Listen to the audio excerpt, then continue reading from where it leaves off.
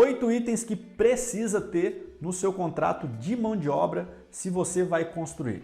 Eu sou o engenheiro Luiz Machado, seja muito bem-vindo ao canal e nesse vídeo de hoje aqui eu quero compartilhar com você alguns itens que foram importantes durante as execuções das obras que eu já fiz, tá bom? Então é o seguinte, antes da gente começar, já clica aqui, se inscreve se você não é inscrito, ativa as notificações para você ser notificado toda vez que nós trazermos conteúdos relevantes aqui.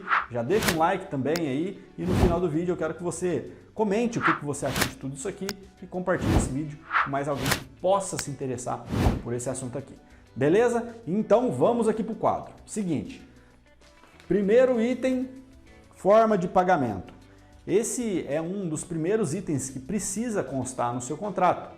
Por que que precisa? Porque você vai executar uma obra e essa obra é composta de diversas atividades, né? Então essas atividades elas precisam ser pagas, correto? Só que algumas atividades são mais demoradas, mais complexas, né? E demandam um pouco mais de mão de obra.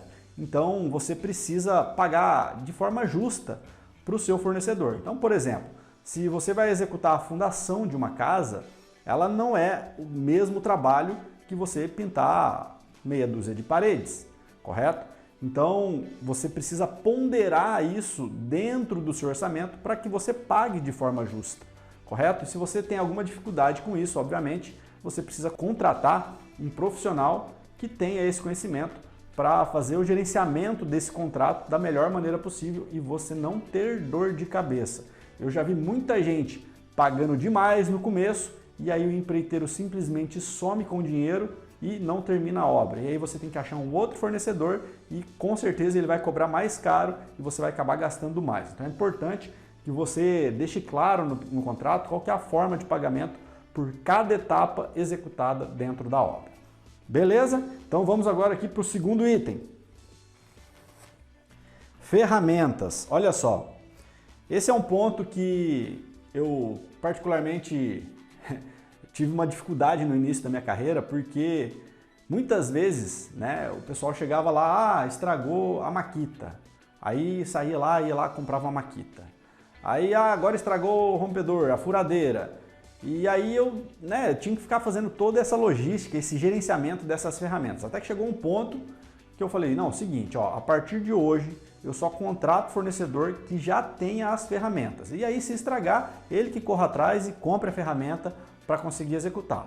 A única coisa que eu vou fornecer para ele vai ser os insumos. Então, por exemplo, o cara tem a lixadeira e aí eu vou lá e compro o disco para ele, né? Só que aí, nesse ponto também você tem que tomar um cuidado para que ele não faça o uso dessa lixadeira da maneira inadequada e gaste milhares de lixas desnecessariamente, correto? Então, nesse ponto eu achei melhor controlar dessa maneira. Mas talvez você aí pode falar para ele o seguinte, não, cara, ó, a obra é esse valor, eu quero que você use todas as suas ferramentas, quero que a lixa você que compre também, e obviamente que ele vai cobrar um pouco mais caro por isso, mas também é uma forma de você não se incomodar com as ferramentas da obra. Beleza? Esse foi um ponto. Outro ponto, EPI, né? Olha só, EPI, para quem não sabe, é equipamento de proteção individual, ou seja, é o que o cara lá que está na frente da obra vai ter que usar para não se machucar, seja uma luva de raspa, seja um capacete, um óculos, né? E o que que acontecia na obra? Muitas vezes o pessoal perdia o capacete, esquecia o capacete, e aí ia lá no almoxarifado da obra e pedia, o meu capacete sumiu, meu capacete deixei em casa, precisava de um capacete. E aí ia lá a obra e fornecia um EPI para esse funcionário. Só que o que acontece? Todo dia isso virava rotina, porque daí era muito fácil. O cara ele esquecia o EPI, ele simplesmente sabia que ele poderia chegar lá no almoxarifado e pedir um novo EPI. E aí isso também foi um dos pontos que eu falei, não, seguinte, vamos parar de fazer esse gerenciamento, isso é responsabilidade do fornecedor que nós contratamos e ele é obrigado a fornecer os EPIs para os funcionários dele. Se ele esquecer, ele que tem que correr atrás também aí para comprar esses EPIs, né? E aí, melhor coisa que eu fiz, não me incomodei mais. E aí o que acontecia? Acontecia algumas situações pontuais. Então, por exemplo, a gente chegava lá, o cara estava sem capacete na obra. Aí ele falava que esqueceu. Aí a gente ia cobrar do empreiteiro, o empreiteiro falava que não ia conseguir levar o EPI para ele hoje, só amanhã. né? Só que é um risco muito grande essa pessoa ficar lá dentro da obra, né, com o EPI. Então o que a gente falava? Então beleza, a gente vai fornecer um EPI que nós temos aqui, tá? E depois a gente vai descontar de você esse valor do EPI que nós fornecemos para ele, correto? E aí só que o seguinte, o EPI, quando a gente fornecia, ele tinha um custo 5 vezes maior do que custava no mercado, justamente para que o cara se comprometesse a levar o EPI. O cara é foda, patroa! Então é assim que a gente achou uma forma, né, da gente conseguir controlar isso, né? Nunca nem vi. E o teu nome? Nunca nem vi. A gente gostava de cobrar para que ele sentisse na pele e tivesse o compromisso de deixar os funcionários com os EPIs em dias, né? E organizasse lá internamente a melhor forma para que esses EPIs não sumissem. Então isso ficava a cargo lá do empreiteiro, né? Não nossa, que estava fazendo o gerenciamento da obra. Então essa foi uma das formas que nós encontramos. O quarto item é seguir as ITs. O que é IT? Né? É instrução de trabalho. Né? Então o que acontece? Muitas vezes o cara ele chega na obra e ele tem lá a metodologia de trabalho dele, né? E muitas vezes é até boa, né? Só que existem alguns pontos chaves de execução que precisam ser cumpridos, né? Um exemplo, vou dar um exemplo aqui para vocês, é a questão de quando nós temos uma peça de porcelanato, né, acima de 900 centímetros quadrados, ou peça cerâmica também, a gente precisa fazer a dupla colagem, né, que é passar lá a argamassa com a desempenadeira tanto na peça quanto no piso. E muitas vezes o pessoal vem com o vício, não, eu só passo na peça e não precisa. Não, não é assim. Né? Aqui a gente usa a dupla colagem porque é uma questão de norma, né, e tudo mais, então você precisa seguir.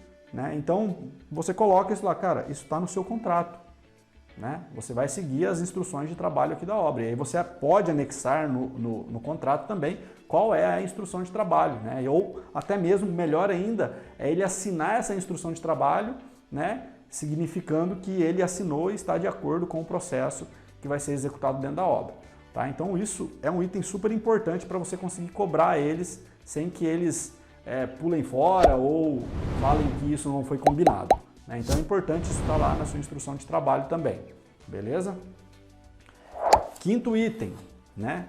20% de efetivo para a limpeza. Então o que acontecia? Eu trabalhei muito com obras verticais e dentro de uma obra vertical a gente tinha lá o empreiteiro da elétrica, hidráulica, o cara da alvenaria, o cara da estrutura. E todos eles, né, que estavam lá diariamente na obra, a gente cobrava deles, pelo menos uma vez por semana, eles eram obrigados a fornecer 20% do seu efetivo. Né? Então se a carpintaria lá, o pessoal da estrutura tinha 20 carpinteiros, né, ele era obrigado a fornecer lá 4 pessoas para ajudar na limpeza de toda a obra. Então a gente parava um dia na obra para fazer toda essa limpeza. Então cada equipe era obrigada a fornecer 20% do efetivo. Em obras menores, você pode cobrar isso de uma outra maneira, né? Você pode falar, cara, eu preciso de um cara de uma limpeza aqui diária, né? Enfim, aí você vê aí o que mais se adequa. Mas é importante ter o item de limpeza, porque senão a sua obra vai virar bagunça, vai virar uma zona, o cliente vai chegar lá, não vai gostar, não vai agradar, não vai passar uma boa imagem, né? Então é importante você colocar aí no seu contrato alguma cláusula referente à limpeza, ok? Sexto item, cronograma.